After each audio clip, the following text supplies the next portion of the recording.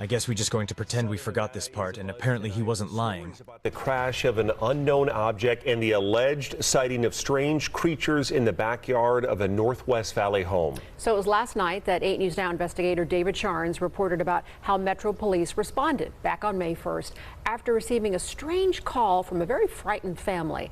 Well, our report generated a global response, and now piecing together the sequence of events has been kind of tricky, in part because the primary witnesses have been almost as elusive as the beings they say they encountered. Chief Investigator George Knapp is as You mean not human, cuz?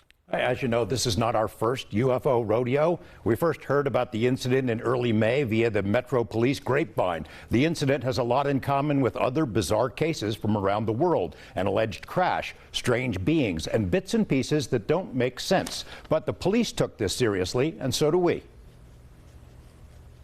Just before midnight on April 30th, skywatchers across several western states saw a bright fireball streak through. Fireball in the sky. I guess we are just a bunch of uninvolved monkeys down here. On his body cam. At nearly the same time, a Ring camera in the area recorded a strange noise and what sounds like a crash. One family living in a ranch-style home had a much closer view of the object. Two brothers and their father were working on a vehicle in their yard when they caught a glimpse of a sparkly object as it came crashing down, then were hit by what they describe as a shock wave.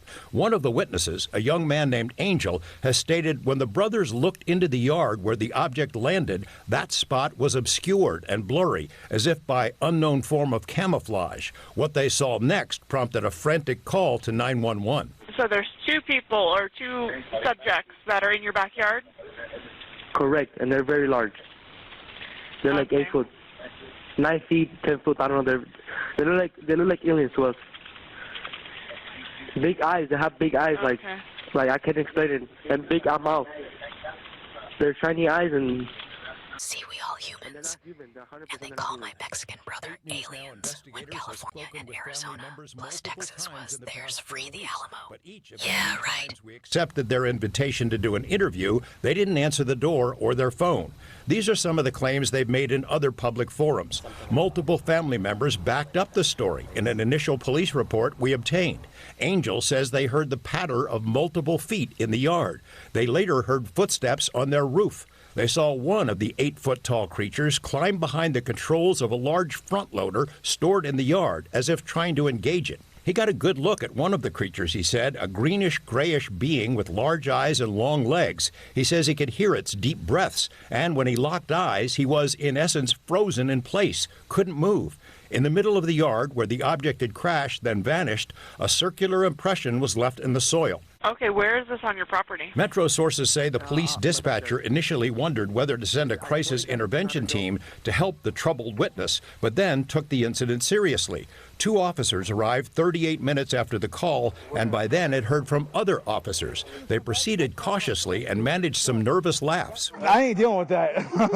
A few days later, if the white man says he ain't dealing with that, then that means it's real.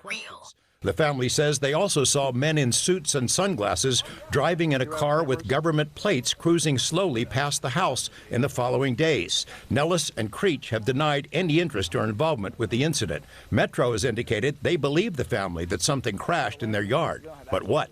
Someone else has access to it. You mentioned, George, in that piece that they were frozen because so many people have been critical of, like, why didn't they get their phone out? Why didn't they shoot the video? Do we know if there's even any video of this incident? Yes and no. So there's a surveillance camera in the backyard. The property owner keeps that because he's got a lot of expensive equipment there. What we were told is that at the moment this thing comes down and crashed, this camera went out, and it was out for a couple of minutes. When it came back on, the object was gone, but the circle was there. We've been told by Angel in multiple phone conversations that he shot video of the creatures. We haven't seen it, and we don't know anybody else who's. Please subscribe to Bud News on YouTube for more updates before we perish from ignorance. Thanks for that.